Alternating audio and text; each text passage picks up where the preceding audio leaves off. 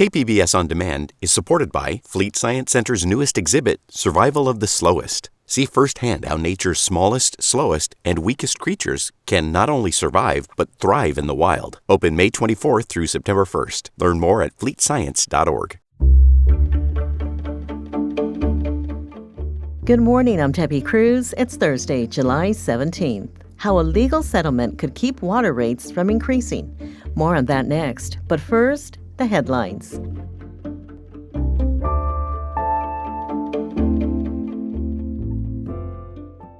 A strike by Chula Vista sanitation workers has come to a stinky halt. Some union workers at Republic Services were showing solidarity with a strike happening in Boston.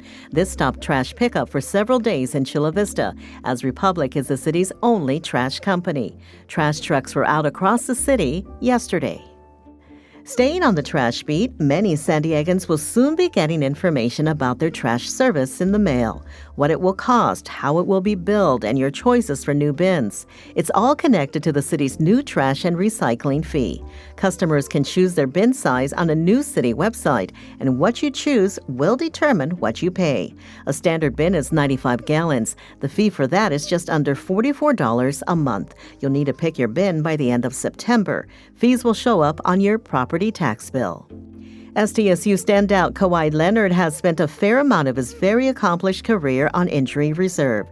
And now former LA Clippers trainer Randy Shelton is saying he was wrongfully fired for what he calls unsafe and illegal treatment with a disregard for Kawhi's health and safety. And the trainer just won a round in court on that basis. A judge ruled that the trainer's attorney can question the Clippers' president of basketball operations, Lawrence Frank, under oath.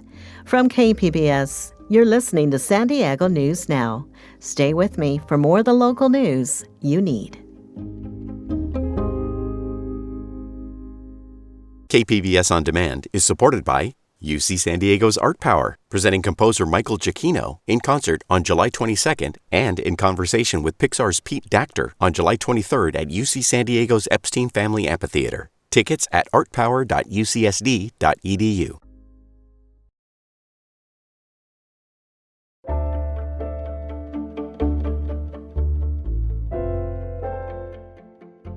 It's no secret that water is expensive in San Diego, but now a recent settlement could help get a little money back. In our latest Why It Matters segment, Voice of San Diego's Scott Lewis explains. As we've explained before, we have too much water in San Diego, and we're paying very high rates for it. So it was a big deal recently when the San Diego County Water Authority settled its 15-year lawsuit with the Metropolitan Water District. The Metropolitan Water District is a huge agency that delivers water from the Colorado River and from Northern California, and the San Diego County Water Authority delivers it to each district in San Diego. The settlement will save millions in legal fees, and it will pave the way for San Diego to sell some of that expensive water it has secured over the last 30 years, and that could help keep rates from rising. Right now, your water rates are projected to go up another 50% by 2030. The new peace with the water agency to the north is a big change for the San Diego County Water Authority, and a discussion about lawyers' fees sent one of the directors of the Water Authority, Jim Medaffer, into a fury, saying the general counsel should find another job. He also used some colorful language. And that provoked a letter from local water managers demanding that Medaffer be forced to apologize. There's nothing more genuine than a forced apology. What's really happening is many people at the Water Authority want to move beyond the lawyers and the legal battles of the past. But it's not that simple, and our water rates are at stake. I'm Scott Lewis for Voice of San Diego, and that's why it matters.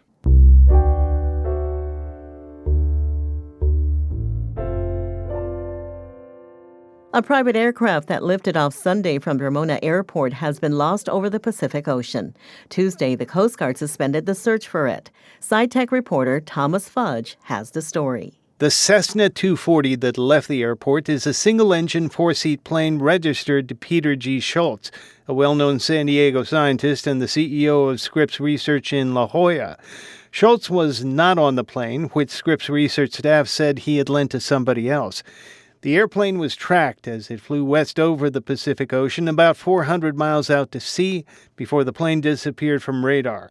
Lance Nguyen, a commercial pilot based at Montgomery Field in San Diego, tracked the plane on the FlightAware website.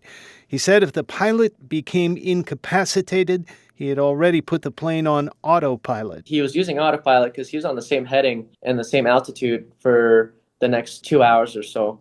And as pilots, as perfect as we try to be, we can't really keep as straight a line as that. KPBS has been unable to confirm the name of the man who piloted the plane or find out who else may have been on board. Thomas Fudge, KPBS News. The Alzheimer's Association estimates 200,000 people younger than 65 are living with Alzheimer's nationwide. But unlike patients 65 and older, they don't qualify for Medicare right away.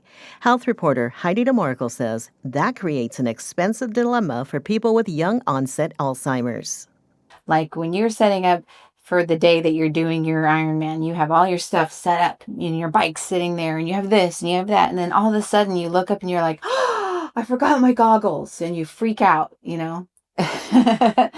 That feeling every single day today.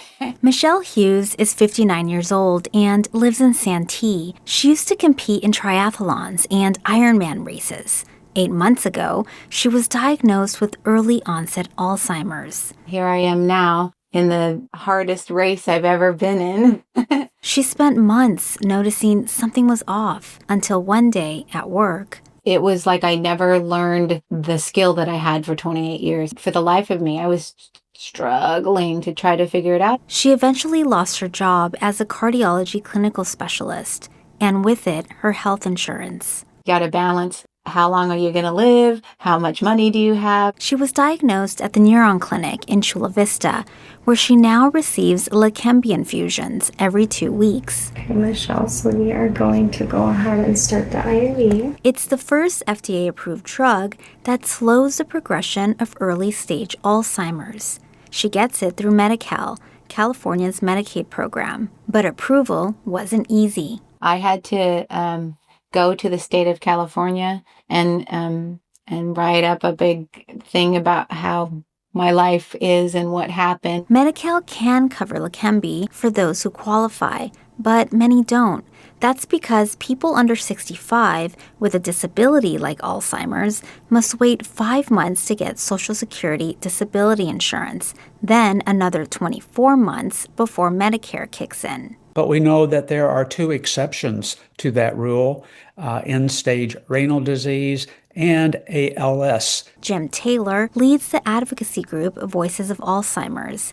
He says nearly 100 patients signed a letter to Congress this year asking lawmakers to add early onset Alzheimer's to that list, so that they can begin treatment as early as possible and as effectively as possible. He says there's no congressional opposition so far, but it will come down to cost. 3 years worth of therapy would buy me 1 year of stability. So that's 1 year I can stay at home. That's 1 year potentially I get to keep driving. Dr. Eric Perkins is a neurologist at Sharp Health. He says early treatment is more critical for this age group. There would be an increased sense of urgency for early onset because it does progress faster in younger people. But the treatment costs more than $26,000 a year. The Institute for Clinical and Economic Review evaluated Leqembi's value and found it is priced too high for what it delivers. Dr. David Rind is the nonprofit's chief medical officer. So if it keeps you out of the hospital or it keeps you out of a long-term care facility, there's monetary savings there. But there are still costs in paying for the therapy. There are costs in scans to make sure that you're not bleeding into your brain, you're not getting swelling in your brain. He says a fair price would be between $9,000 and $21,500 per year. At that price, this isn't an unreasonable thing for insurers to cover. It's a drug that works. It does slow the decline in Alzheimer's disease. But he also warns you wouldn't necessarily want to go through your life savings to modestly slow your decline in Alzheimer's disease. Medicare estimates it will spend $3.5 billion on Leqembi this year. That could grow if younger patients gain coverage. But a 2022 University of Chicago analysis found early treatment could save the system billions by avoiding hospital and long-term care costs. I love riding my bike. Michelle still rides her bike and runs 6 miles every other day. She says she feels blessed she's able to access a medication that gives her hope, while many others are waiting. It's weird, to be waiting for somebody to give me something to slow my death. It's a weird thing. It's so strange. But it's how it is. Still, she's determined to stay in the race for herself and for those behind her. Heidi DeMarco, KPBS News.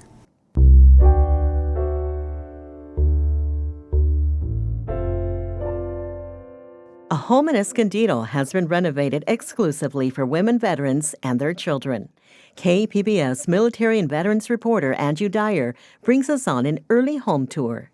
And here's one of the other bedrooms. It's a little bit bigger. Wounded Warrior Homes Executive Director Rick Espidia shows us around this suburban Escondido home.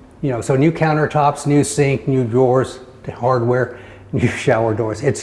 It'll be nice. A veteran woman and her kids will live here for free while she's enrolled in one of several of the nonprofit's programs, job training, college, or mental health services. We want to make sure that the women coming in here with their 2 kids are really have the most need for this place. Army veteran Glenn Rivera lives in a Vista house run by Wounded Warrior Homes. He and other veterans did a lot of the rehab here. It was old lighting, so we're trying to update that to new lighting, recessed lights. So we're doing a little bit here and there. Whatever we see that's outdated, we're trying to bring it back to a modern look. Espidia says they're accepting applications and plan to have a veteran and her family in the new women's home next month. Andrew Dyer, KPBS News. That's it for the podcast today. As always, you can find more San Diego news online at kpbs.org. Today on Midday Edition, hear an interview with TJ Telley, a community historian whose research project is a highlight of San Diego Pride. You can find that on the KPBS Midday Edition podcast. I'm Debbie Cruz. Thanks for listening and have a great Thursday.